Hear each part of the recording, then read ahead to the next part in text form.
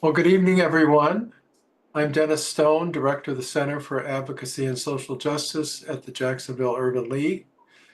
With me tonight for our monthly conversation on racial healing and reconciliation, we have two of our interns, Hope Wiley and Lauren Cosmore, as well as Karen Lopez and Charlie Farnsworth. Um, our special guest tonight is Ian Mullins. And I will let one of the interns introduce Professor Mullins from the University of Virginia. I really look forward to his being here. And I also noticed that Richard Danford, our president, has just joined us. Richard, did you want to say any words of welcome? Yes, good evening, Dennis and our special guests. Just wanted to wish a great discussion here. And yeah, that's it. We'll listen in and participate as needed. Thank all of you and all of our guests for joining us this evening. All right. And with that, I will turn it over to our interns to introduce Professor Mullins.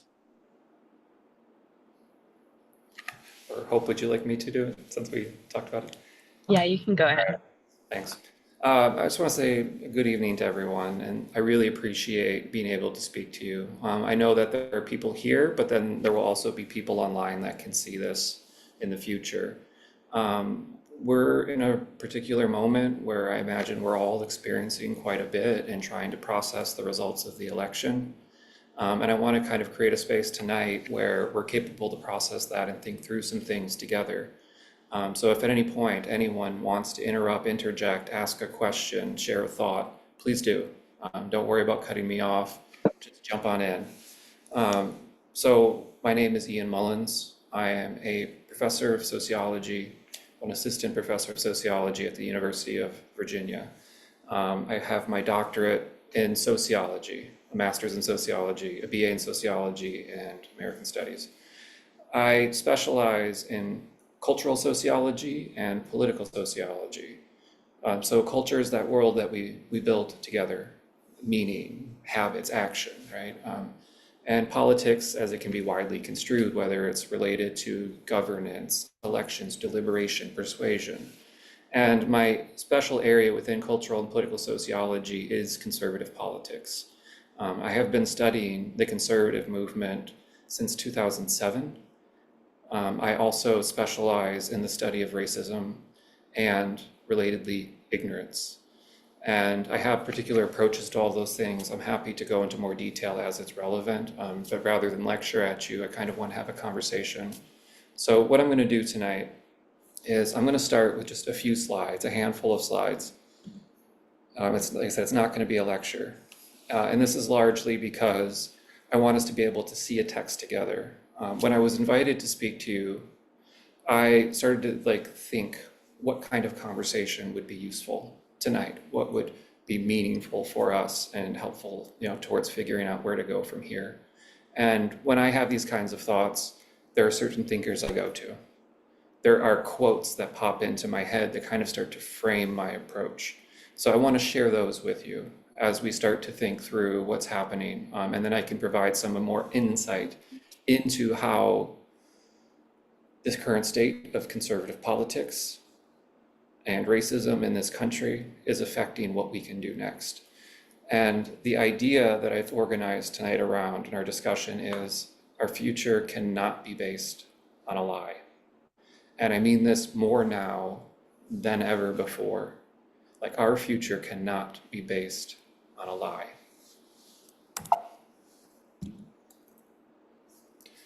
So to get us going,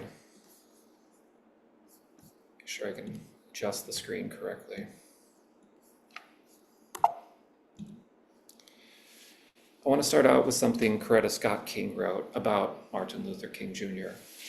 And this is from the introduction of what is my favorite book from MLK, which is Where Do We Go From Here, Community or Chaos?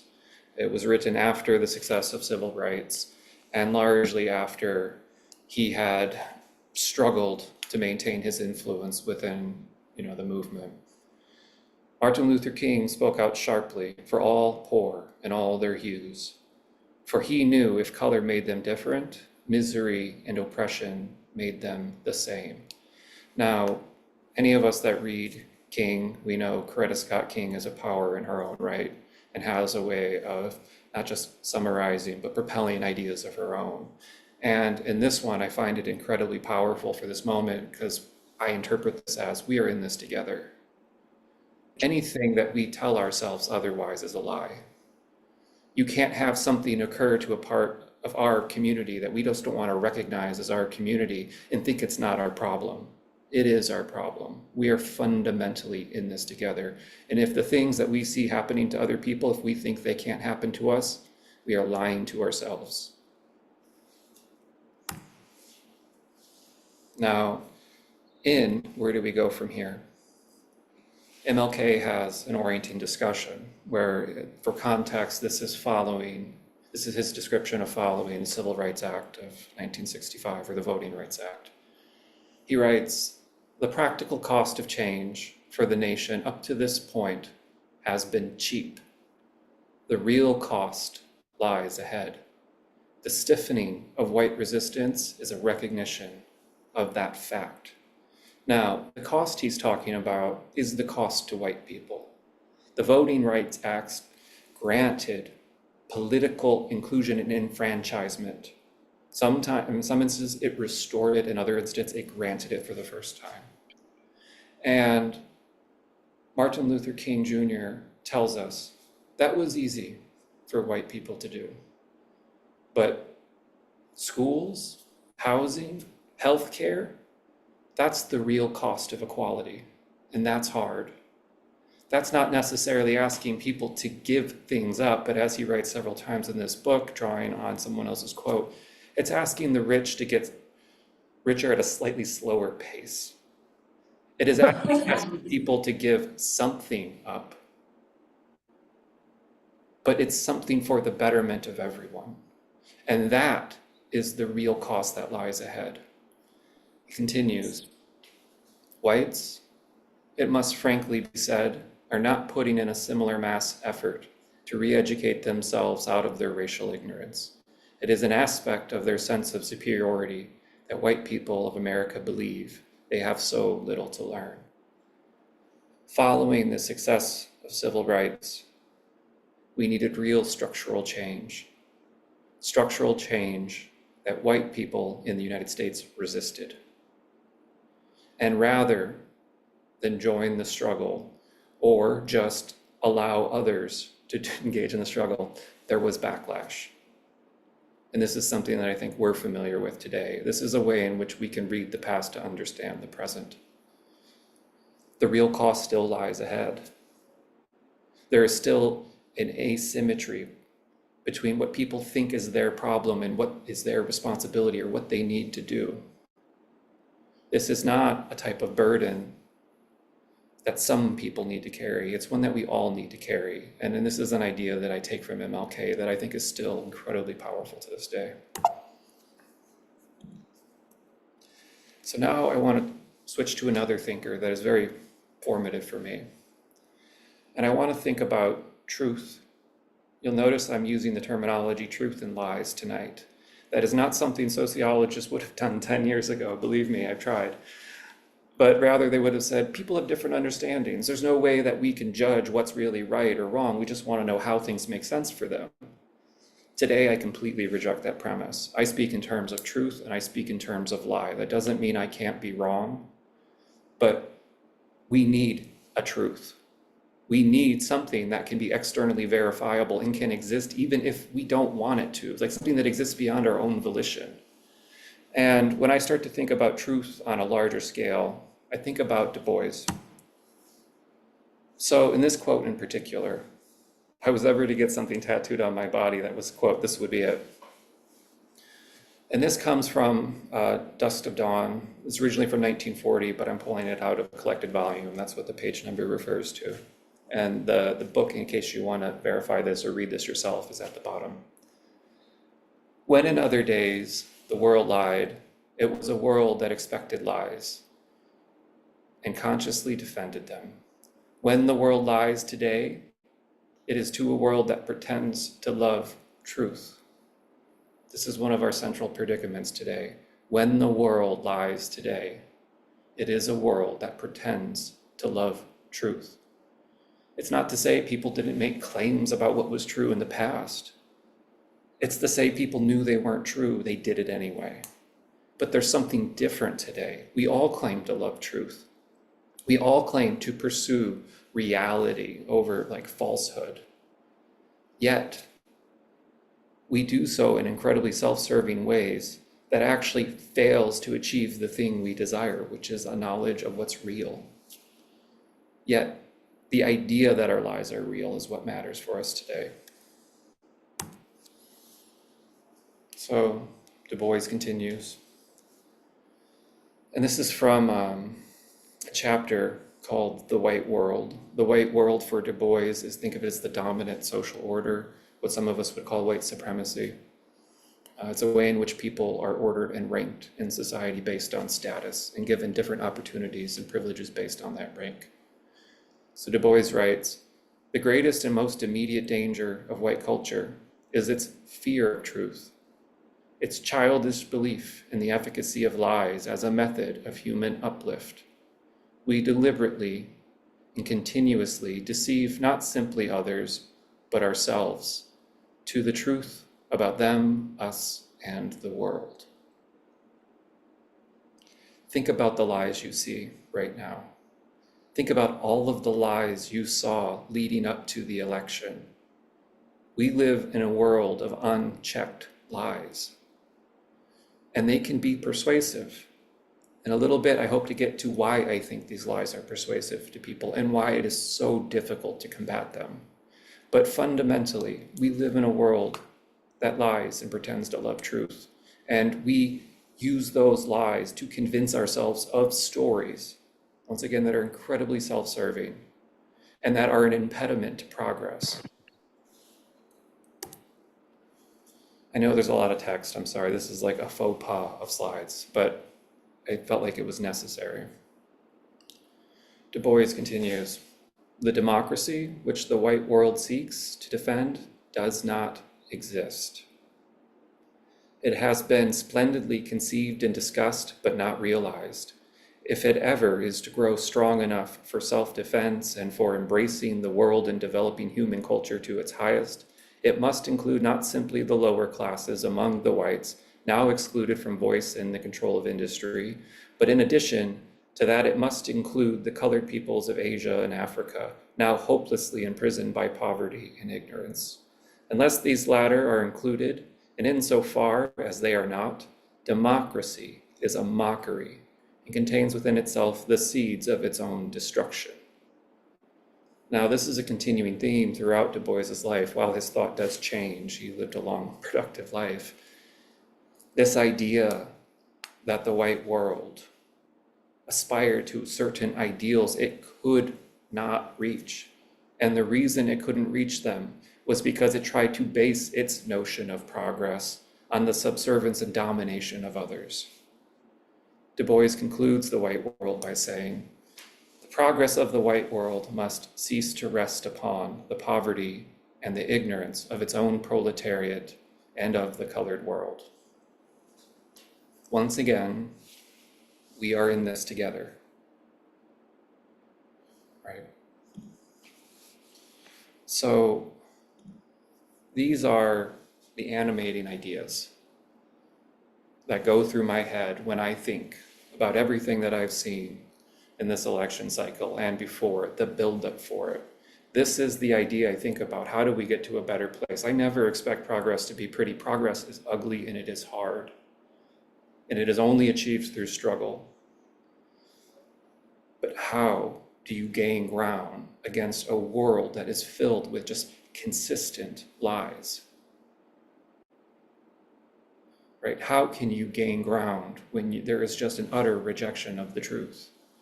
The truth is we are in this together. The truth is the democracy the white world aspires to can never exist given the methods of how it tries to achieve it. right? So what do we do? So I want to take a quick step back and talk to you how I got into this. This is just it's a little bit of a story, a little bit of a break. I feel like those quotes are fairly heavy. So I didn't set out to study conservative politics. I didn't set out to study ignorance. It was something I kind of stumbled into. I was a scholar at the time. We would have called it a scholar of race and ethnicity. Today I call it racism. And for various reasons that had nothing to do with what kind of study, I was in San Fernando Valley. I was completing my master's degree at University of California State University at Northridge. I had to pick a thesis project. And in sociology, there's this history of white ethnographers being a type of scholar that spends time with people, writes notes, and then develops some kind of explanation or argument based on it. They exist in anthropology and sociology. I was in sociology. But there's this history of white ethnographers going into poor Black communities, writing books on them, and being held up as really brave and really amazing. And some of the work is good and some of it is garbage.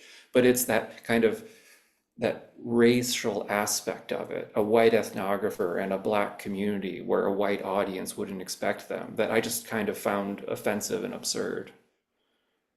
And it's voyeuristic. So me being me, and I know you don't know me, but my thought was I'm going to do the same kind of project with a fringe group of white people and see if it gets the same response.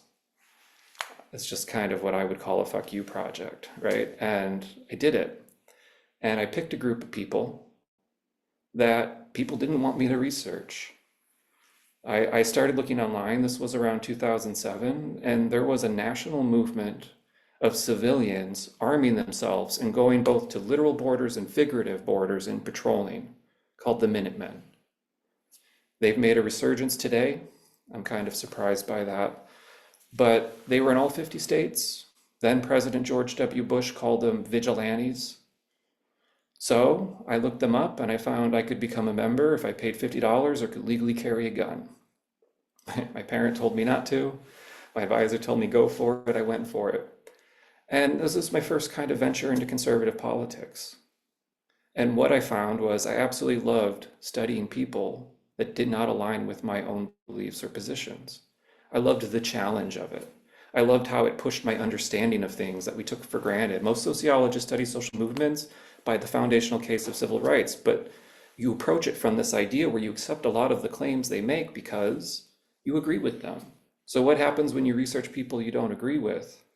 Well, then you have to think through things differently because they tell you things that you just don't accept. And I loved this challenge. So when I finished my master's and I started a PhD at the University of California, San Diego, I had to make a decision about what I was going to study. I wanted to stick with conservative politics. I didn't want to stick with the Minutemen. They were transitioning into the Tea Party. I did not see that as a long-term project. So I started researching run-of-the-mill Republicans, young Republicans in both San Diego and Orange County. And then I thought about expanding my cases. So I started studying Libertarian Party, which I will argue is a form of conservatism. And they definitely engage in conservative party politics. Just they view themselves as doing it from an outsider perspective. I studied them in San Diego and in Orange County. And then I found this really quirky, strange group of libertarian anarchists that existed between San Diego and Orange County, which is just convenient and fits the whole idea. And I started going to like 5 different sites. A field site is a place where you go and you do the observations. And I started to see something really strange happen around 2014. At every site, all of these different types of conservatives all claimed to love knowledge, but all went about figuring out what was true in like very different ways. So different that when these people ended up in a room together, which did happen a couple times, they could not make sense to one another. They kept talking past each other because of the ways in which they started to make sense of information and how that information became really important to them. Now remember, this is before 2016. This is before Donald Trump came down the golden escalator. And one thing I started to see was there was something going on here with knowledge. Something unexpected. I started talking to people about it, people that study conservative politics. Everyone told me I was wrong. And that's not like a story of victory. That's just like, this is where we were at that time. But what I started to see, and what 2016 then made unbelievably clear, is that there is something going on with conservative politics and knowledge, or one way we can talk about it is ignorance. It's not wrong not to know. There's a lot of ways not to know. But there is something wrong when not knowing or knowing something incorrectly, like intentionally buying into some kind of story or believing misinformation or disinformation, is when it's orchestrated. When there are groups of people intentionally working to deceive and manipulate people, which is something that is going on. So what I started to see in 2014 was people were working in strange ways with how they make sense of things and what they view as true. And based on that, and this will matter for later on, I came up with an argument. How do people make sense of what's real in conservative politics? And what I saw on each of these different types of conservative, the run-of-the-mill Republican, the Libertarian Party, or the Libertarian Anarchist, was they all had the same kind of components, but they prioritized them differently. The run-of-the-mill Republican, the way that they assessed what was true, was largely through deference, through people that had higher positions or more status.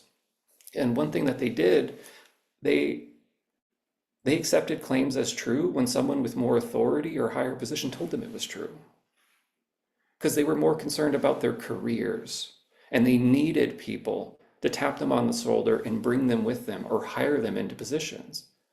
So they were incredibly deferent. What was true actually didn't matter. It was that you aligned with the people in higher positions. Now, with the Libertarian Party, this was interesting because they just were mean to each other. They were really antagonistic. They argued, they called each other stupid, they yelled. And they weren't concerned about careers at all. They weren't deferent. But rather, what they kind of prioritized was their ability to realize a certain self-conception of themselves, an understanding of who they were. They were the person that was right.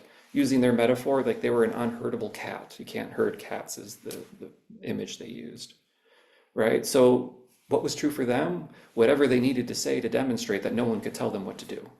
It was really that simple. And then the libertarian anarchists, they were the most curious. They're the ones that I aligned with the most. I'm the most, like, as far as personality, that I enjoy having discussions with. They were really curious people. But they would engage in ideas in ways that were really unfamiliar with me as an academic. They would engage in some of the same material, like they would start reading Marx, but they wouldn't ask the types of questions that an academic would ask. And what I started to see, like as they would come together and try to work through material and have discussions, was it wasn't just about what was true. There were times where they disagreed, and the question is, when did they back off from the search for truth, which they claimed they were there to do more than anything else? It was when they threatened their friendships. They came together, they talked about ideas, but when those conversations started to threaten their friendships and relationships with one another, that's when they backed off. So when you think about these three different types of Republicans and the three different ways that they make sense of information, we start to see something more general.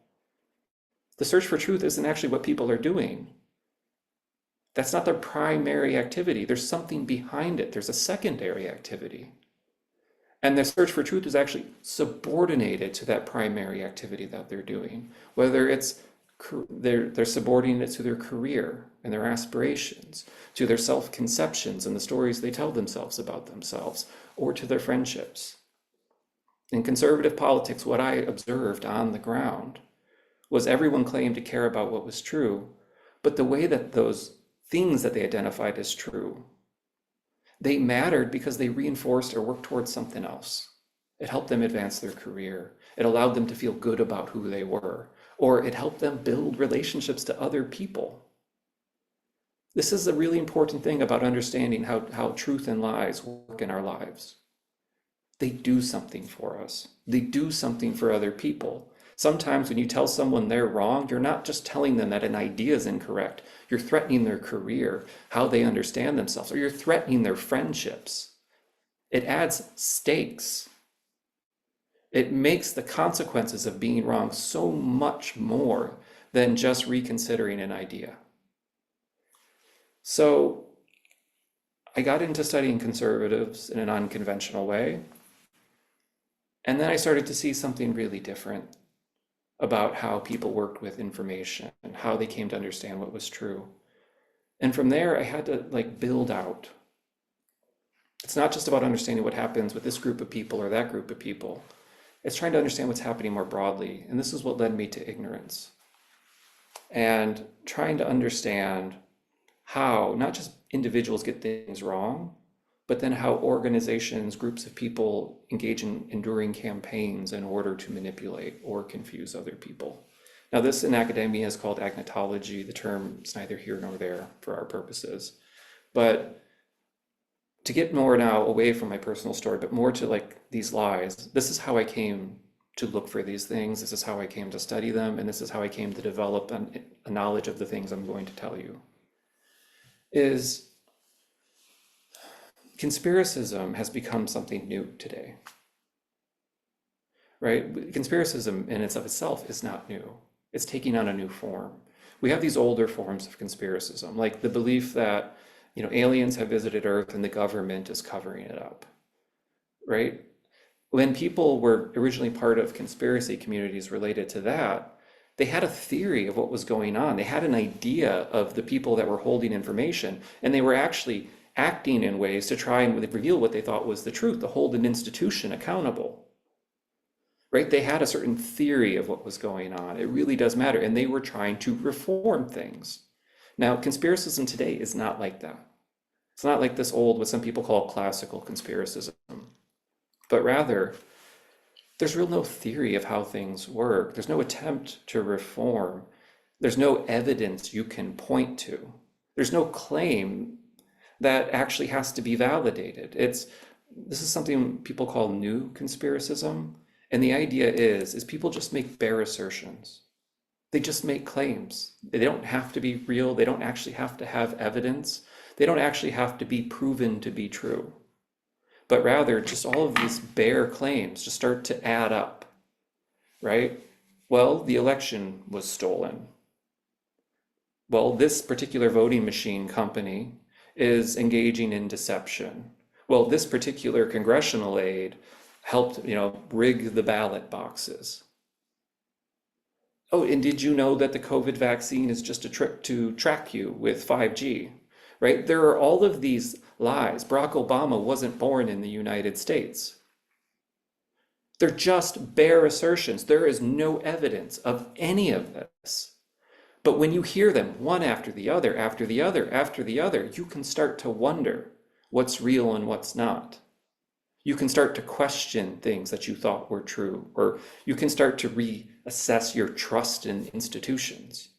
This new type of conspiracism is just baseless claims that works to erode people's trust in institutions that we depend upon for common life, media, education, government, and now even healthcare,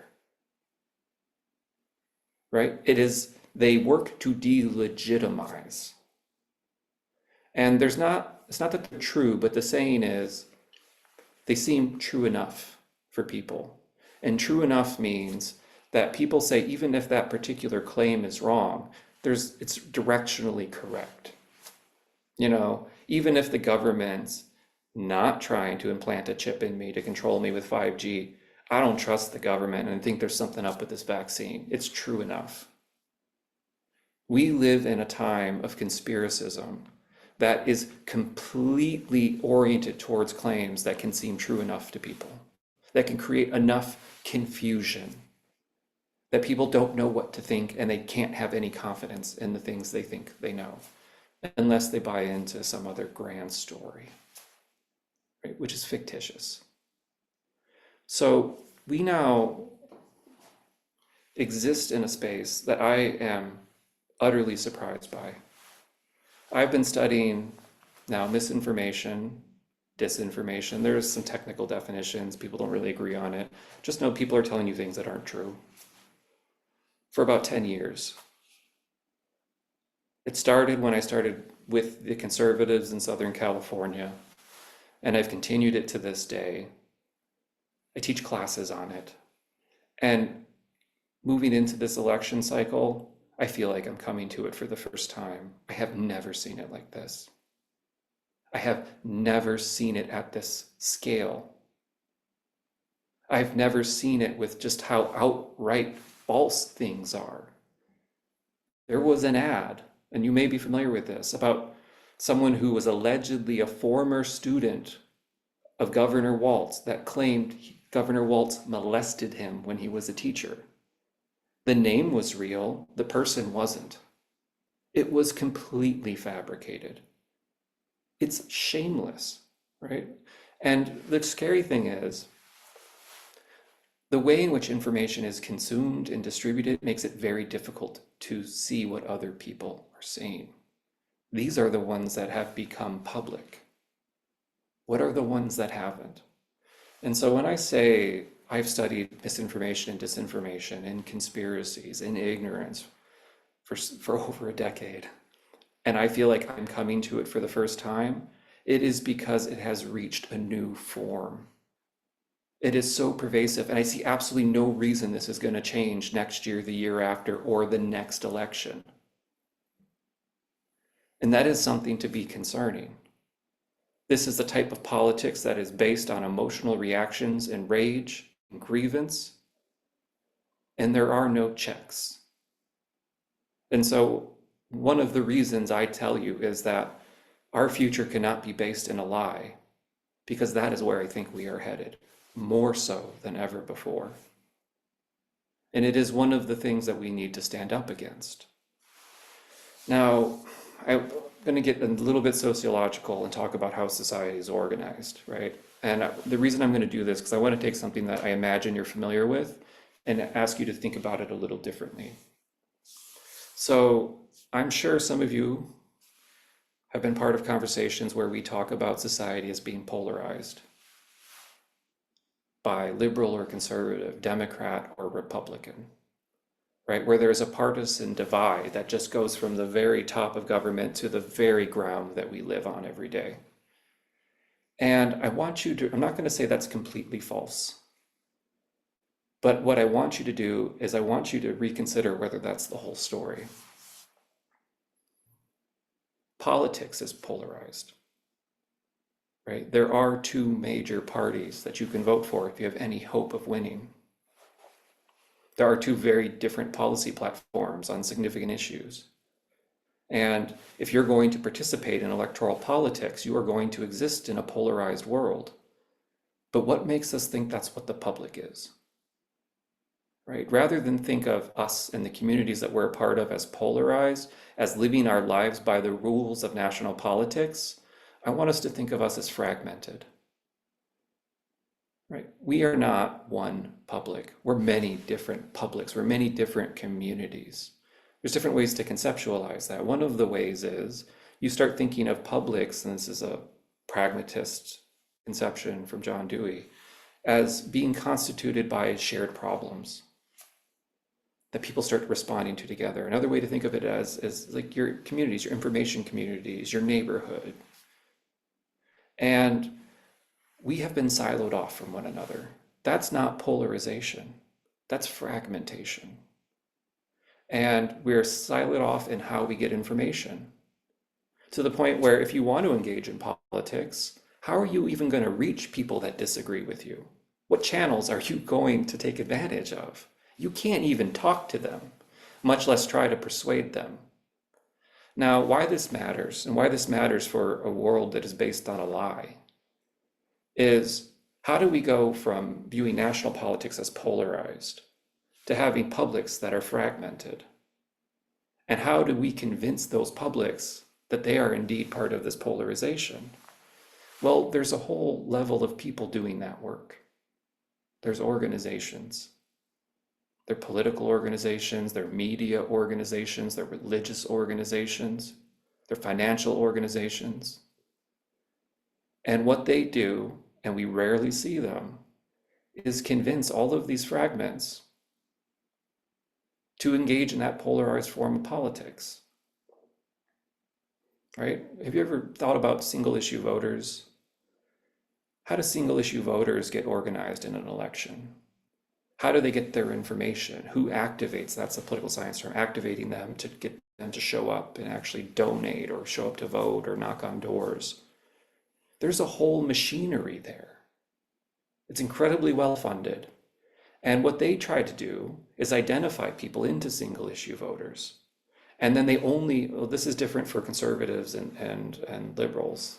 So within the conservative movement, and there's not a liberal movement equivalent, but within the conservative movement, which is highly organized and effective based on time and organization, is they maintain these extensive databases of single issue voters. This person is going to vote and be activated by abortion. This person is going to vote and be activated by guns. This person is going to vote and be activated by a religious issue, such as religious speech in schools. And they don't cross signals. They're so well organized and they have these databases so well developed that they know how to reach out to these individual groups of people. And if these people ever came into a room together, I don't think they'd get along. So part of the effort is to keep them separate, but all keep them moving in the same direction, right? And this is incredibly concerning. This is not our romantic idea of how democracy works, that you have rational people like listening to arguments and making reasoned choices. That does not exist.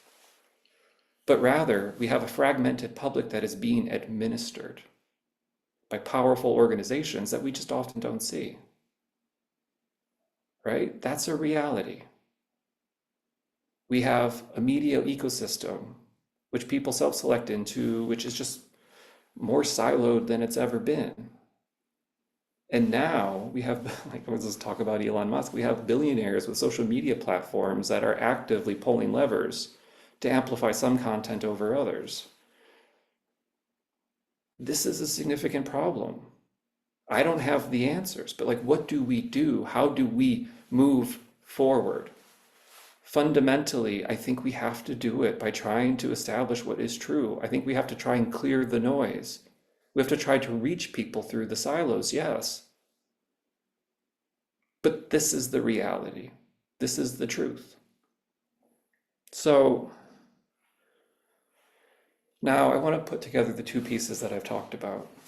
The public is organized in an incredibly fragmented way and managed by a polarized form of political organization. Yet the public is taking in information, all these various publics, these fragments, and that information is doing something for them. And that's something that we cannot lose sight of. It does, the lies do something for them. Just like the stories we tell ourselves do something for us, right? So when you're trying to approach people that you disagree with, when you're trying to do outreach, when you're trying to persuade, it's not just about the argument, it's about how that, the argument that they believe in is kind of rooted in their relationships, their jobs, and how they understand themselves. It makes the challenge more difficult, but that is the challenge. How do you get them to question something when the consequences could be their friendships, right? And the answer is not going to be the same for everybody. So I want to conclude once again saying that our future cannot be based in a lie, but I want to bring it full circle, right? And I want to end with a big idea. It's not just that we're in this together. It's that Du Bois, when he writes about the white world, has an insight that is very difficult to get to, but will stay with you once you do. And that is, there is a foundational lie to the white world. And it's fundamentally that people believe, and the lie that they believe when they claim they love truth is that everything outside of the white world is chaos. It's not true. It's what provides the ultimate justification for other lies. It's the lie that provides the justification for violence, for separation, for isolation, segregation. This idea that we may not like the way the world is right now, but this is the best it's going to be. That's a lie. It's a failure of imagination. Our future does not lie in the past in this way. We're not going back, but we're also not going to be able to recreate what's previously existed. We need to do something else. The world is going to keep changing, and we're either going to be a part of shaping it or we're going to be subject to it, right? It is a lie to say that everything outside of this, the white world, is chaos, right? This is chaos. All right, I'd like to open this up. I know it's a lot. I'm happy to clarify, expand the conversation. I'd love to hear your thoughts and your feelings about where you're at right now and the things you're concerned about.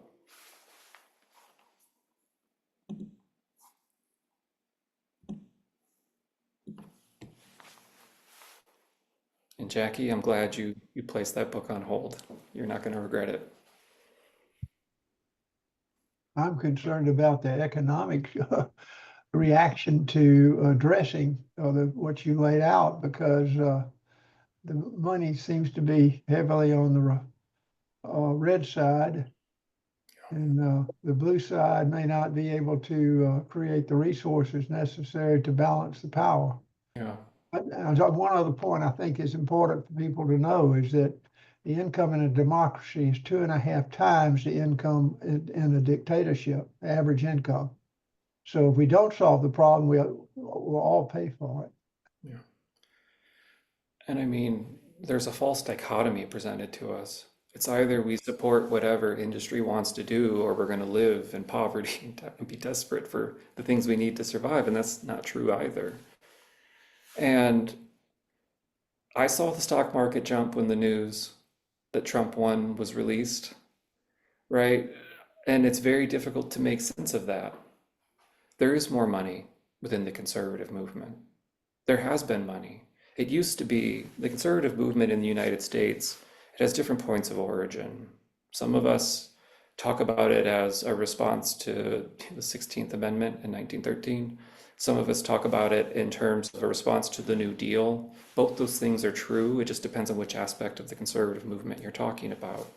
But really, since the 1950s to 60s, the conservative movement, that's when it kind of coalesces and becomes what it, was through Nixon to Reagan to Bush, and now we're seeing something different, granted. But it was largely funded by 5 major organizations, philanthropic organizations. But now there's a new base of funding: tech billionaires, crypto billionaires, hotel magnates, traders. There is so much money in the conservative movement. It's what enables it to sustain itself over time and be so effective, right? And how do you combat that? There's still money on the left, right? But it's very different. The way in which we saw billionaires consolidate around Donald Trump is really startling, right? So what can you do when you don't have the money? I mean, what you can have ideally is the numbers. That's been the logic in the past. But I don't know if that's something we can depend on moving forward. Right? Is anyone else concerned about this? Donor bases, funding, or have any ideas? I just wanted to say something. That does concern me, because disinformation and misinformation has run rampant to the point where the working class seemed to gravitate to Donald Trump in droves. And then just looking at the numbers, I'm seeing 31% of Americans have a college degree.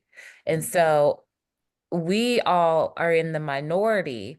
70% of the country is not. So the way this is just my thoughts, possibly they're taking in information not from a manner in which we were taught to through universities.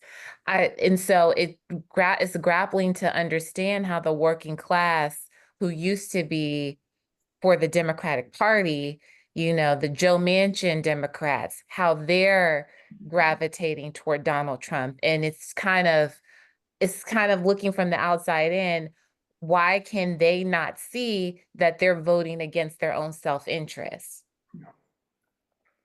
Yeah. There's a number of arguments related to how do people vote against their self-interest. And one of the things is they don't recognize themselves as voting against their own self-interest. Another thing is that they might be voting on a different set of values, right? I don't believe in necessarily values as the basis of all of our decision making. They could also just be swayed, right? Like they could find something really provocative. And I think if I just want to expand on this point, because this is what I've been thinking about too. This, the organization of society as I've described it, as polarization here, but fragmentation down here, and then people articulating polarization to these fragments in order to administer and manage, is how are you going to reach people? And there's the idea of persuasion. Maybe you do not speak like a college professor, when you go out and talk to people. Or maybe you don't talk like an establishment politician. Like that's also just possible. Like I think I swear too much to talk like a college professor. But it's also very possible that people aren't going to be persuaded by words, but by experience. And that the challenge we're going to have is helping them understand that when they feel pain, that is connected to past decisions and things that can change, right? It's when people felt the pain of inflation, where did they point their finger? There were people doing the work to give them a story about where to point their finger, right? To make sense of their experience in a way that was politically beneficial for some. And that's going to continue. And I think there are ways to engage in politics where it's not cynical, but it's recognizing our limitations of how we can persuade with words, being there to support people, but also to help them see what's causing that pain and that suffering. And it's hard to think about doing this on a massive scale without some large external shock.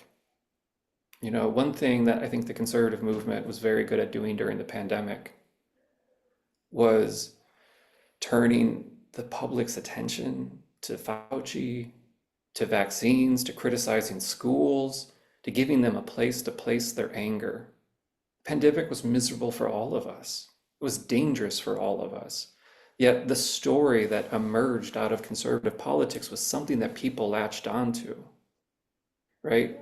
There's going to need to be people to help tell the story, articulate their experiences, right? And I may not be the right person for that, or college professors or college, but there's got to be ways. I'm originally from Michigan. I grew up just outside Detroit in a town where factory workers lived, right? And I was there during deindustrialization, and this has fundamentally shaped me in how I think about things. My parents weren't college graduates. My dad was a mailman. My mom worked in department stores. And there was real pain, real suffering. And people directed it in all the wrong places. It didn't go to the auto factories, the auto industry. It went towards immigrants. There were people there telling those stories, directing that anger. And I think we need to be those people, right? Not directing anger, but like being there to help them understand where these experiences are coming from, where the suffering, where the pain comes from. Dennis? Do you, to what extent have you looked at the liberal body to help use your learning to ensure that we are, we can't all move in the same direction or hope to find something that is anywhere close to where we should be. Yeah. But can we eliminate some of that fragmentation to ensure that, we and our conservatives that we work with are moving in a better direction? Yeah.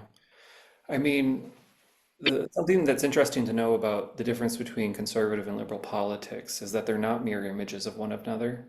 They don't have the same institutions or funding base or even tactics. The Democratic Party and the Republican Party have very different nominating procedures for candidates, right? They're not mirror images. And what we started to see largely during George W. Bush's presidency, was in the Republican Party. A small minority within the conservative movement got control, and they were further right than the base. And they started moving further and further to the right, and then they started pulling the base with them. And then during that time period, the same thing was not happening with the Democratic Party, but rather they were remaining relatively stable. If anything, they have moved further to the right, on a lot of issues. And we can talk about progressive politics. Progressive politics was never the dominant politics of the Republic or the Democratic Party. And so if we understand that they're different, but also, like I said, there is no liberal movement. Left and liberal politics are much more fragmented in general, and the coalitions are much less stable and have to be reconstituted almost every election cycle. And so there's also not the same type of infrastructure.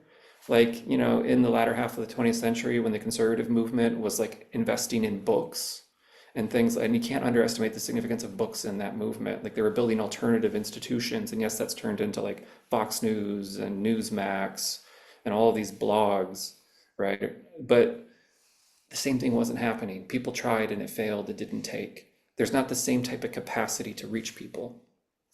And I think that's not something that's going to exist right now, right? So where is the strength of the left? I don't think it's online.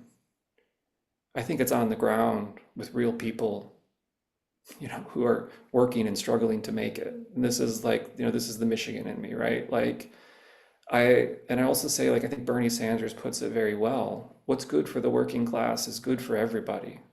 And when you get there and you deal with those real practical issues and you build community and coalition, that is durable.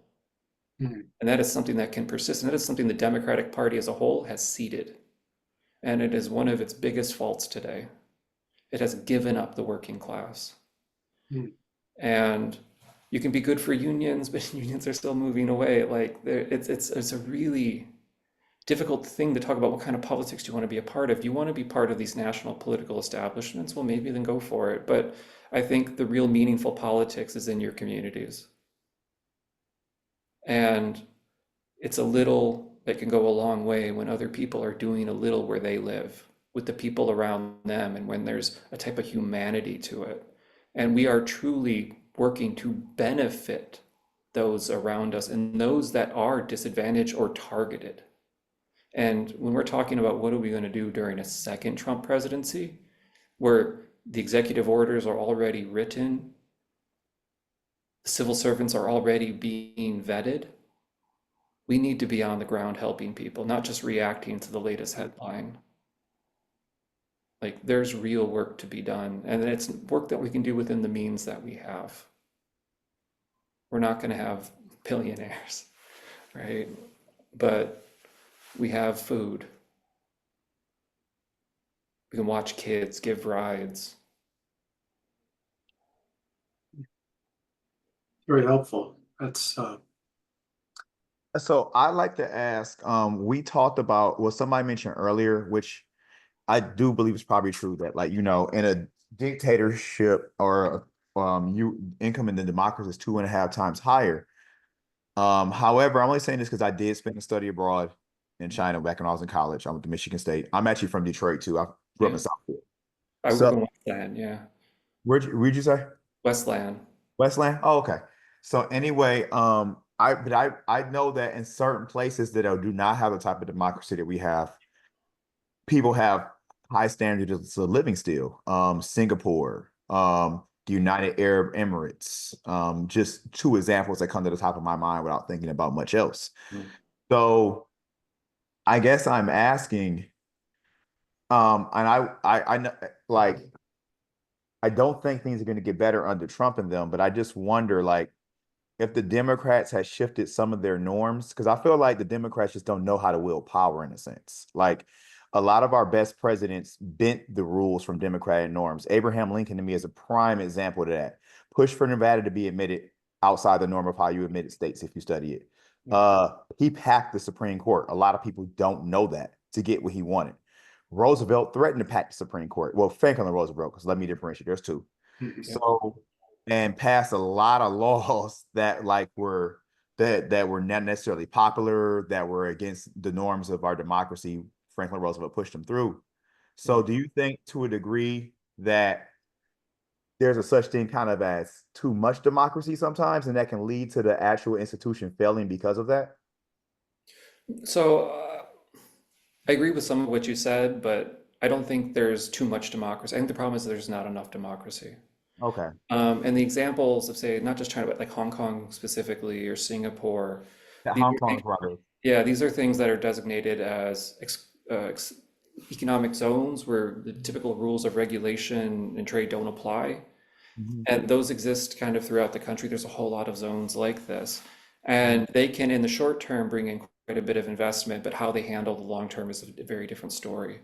Mhm. And also, I think that when I say the problem is there's not enough democracy, and this is where I draw on Du Bois and like his idea of democracy is total enfranchisement. Is we have all these reasons throughout history why people shouldn't be allowed to deliberate, shouldn't be allowed to hold office, and they're always just these justifications for excluding and dominating particular groups.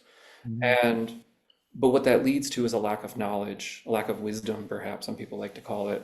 And that, so right now, how many women are going to be making decisions on what happens with the laws regulating women's bodies? Not many. But what Mhm. does like a 60-year-old man know about a woman's body and its needs? Right? So it's like people assuming they know best. But what more democracy gives us is actual stakeholders, people to be involved and speak from their position with the knowledge that they have, not just from school, but from their life. Mhm. And when we can collectively bring that together, we are so much better off. Now, when we talk about economics, you can organize society around wealth. That's what we have. Now, Mhm. and that is separate from the type of government system that we have. Now, China has a lot of inequality. And there's a big difference from people that live in a more favorable position, largely in cities, and those that live in rural, like in manufacturing towns. Mhm. Very different, right? But what happens when the privileges of some are at the expense of others? That's the Mhm. problem. And that's what democracy gives us an ability to confront. When people can confront those in power, when they can challenge orthodoxy, right? That's its value. I think that but to your point, this comes from Herbert Marcuse's One-Dimensional Man, was written around the 1960s, fled Nazi Germany, resettled in the United States. And he was consumed with kind of the question of could it happen again?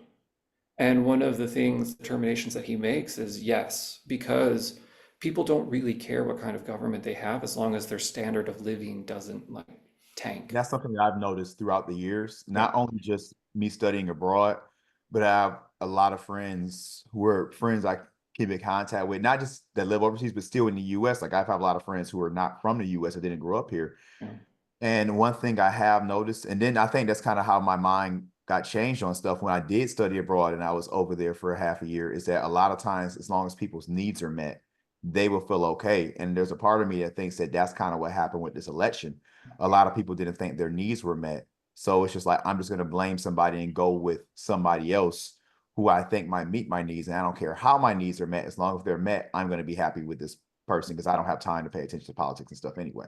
Yeah, and it's hard to blame someone that makes that decision in that way, right? Like, I can't look at this election and blame individuals. Mm-hmm. Not to say people didn't make choices, but this election wasn't won by 5 or 10 people. This Right. was a decisive victory. There's something going on here. And the types of changes we need aren't the correct people who think differently than us. It's to get rid of this confusion and the chaos that is created by this massive disinformation apparatus, right? So people can actually connect with other human beings and have discussions. But this idea that, yeah, people will tolerate an authoritarian regime if their life is good. And I think the aspect which is really hard to convince people of again is once again, we're in this together. Your life might be good because it's at the expense of somebody else's, right? And I it's difficult to convince people of that, especially when I people. think, I'm sorry. No, no, please go ahead. Um, I no, I want you to finish what you were saying. Sorry. I want to hear. Yeah, it's But this is why one of the things I think is one of the truths that I started with is we are in this together. And, you know, when Du Bois talks about a society that doesn't view itself that way, that excludes and exploits and extracts from its members, is that it's not a democracy, but it has the seeds of its own destruction. This is what leads to these kind of more pathological forms of government like fascism, when the focus is on the rightful heirs of the land, on blood and soil, when the scapegoating is so easily pointed to someone that just looks or seems different or you're told is different. Ethnic cleansing is a reality in democracies, and it is a reality that is becoming more and more common. And it's something that has to be guarded against. And one of the ways you guard against that is by expanding democracy and not contracting it, allowing people a voice, a say, a seat at the table. You know, there are people I really disagree with. There are people that just, if I have conversations with, and if I have conversations, right, if we're ever in the same place, I'm sure I will leave upset, but I don't think they should be excluded. I don't think the solution is to narrow voters. I don't think the exclusion is to narrow who can hold office. I think it's to expand it. I think the only way to get through this is to go through this, right? And to embrace our principles in a form of democracy that we can actually realize.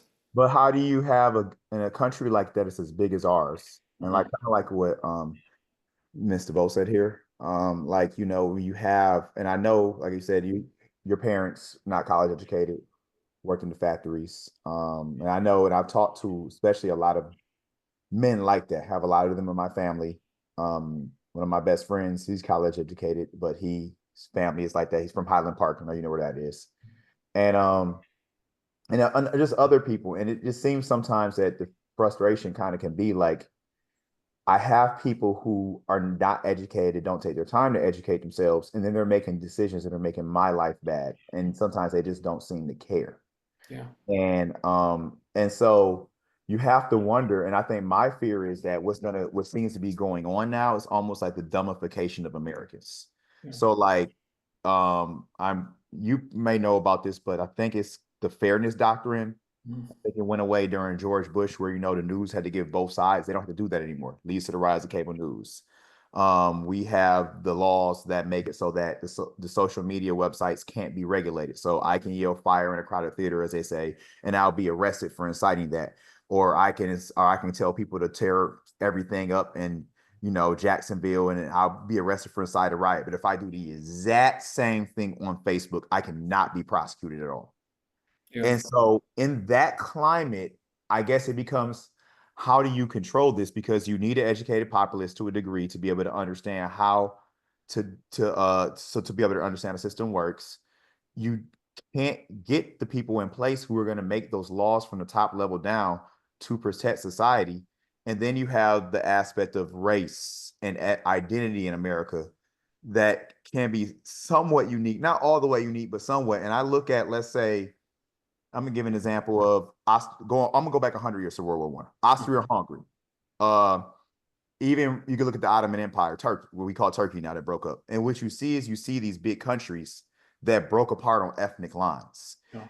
See constant wars essentially for the last 100 years on those ethnic lines. Even like I was looking at something the Prime Minister of Hungary said about 2 years ago about we don't want racial mixing. Hungary is since, and he's so many words. He said Hungary is from Hungarians. Just when my grandparents was born, it was a multi-ethnic country. So it's almost like when you put people in these places, sometimes in democracies, and they prioritize their own selves, and they don't have the education to understand the whole system, they're going to vote. They're going to vote they're going to vote to like hurt other people. Almost, it seems like, kind of like just out of spite, and that's what I feel like I kind of saw in this election to a certain degree. Yeah. Yeah. I mean, that captures it, right? And this is the challenge, and this is where you have to make decisions. Mm-hmm. How are you going to respond? You can't do everything. Like one of the hopes I had, if there was going to be a Harris administration, was that they would reform the communication policy, which is called Section 230, that gives internet platforms immunity for the content that is posted. And there's been an argument about Section 230 for, I don't know, a decade. and of people arguing that it needs to be overturned and that like Mark Zuckerberg needs to be responsible for what people post on Facebook. Whereas tech platforms and tech billionaires will argue, you can't do that, it will kill our business. We can't do that kind of content moderation. We're neutral platforms. I think Elon Musk has made a very convincing case that X is not a neutral platform, like where it is actively manipulated. It is acting as a publisher, and then it should be treated as such. So one of the things that could be done to create some kind of reform that would improve, say, the information environment in the country would be getting rid of Section 230. Make companies liable for the lies they post or that they host. And I know that's a radical change to the way the business works and the way in which people would be able to use social media. But we have to start thinking about what is a realistic thing that we can do so that we can pretty much save our country, right? Like, and I know that sounds hyperbolic, I know that. But like, what happens if we have another presidential election just like this one or worse, and then another one? Then we're hungry. Then we're Russia, right? Then we're not a democracy. We're a competitive authoritarian regime. Yeah, I want to thank you, Professor Mullins, for your great presentation. But it's wonderful to have you come back and we could talk about even just that thread, New York Times versus Sullivan versus Section 230. But we like to end these at 8 o'clock just so we don't lose our audiences in the future because they don't want to, stay up too late. So. Yeah. So I really appreciate being able to speak to you. So thank you, everyone. I want to especially thank Hope for extending an invitation to me. I've had some really wonderful students from Jacksonville, and I really appreciate that you were there to do this work. Like, I mean it. Like, these are the choices we have to make now, but you're already showing up. Yeah, for what it's worth. Wonderful presentation. Thank you so much. Thank you. Thank you. Thank you so much. And Thank you. all of you. Very, very good presentation. Good night. Thank you. It was a great presentation. Thank you. Yes, on behalf of the Jacksonville Urban League and the Center for Advocacy and Social Justice, thank you so much, Professor. All right, thank you. Good night, everyone. Good night. Thank you.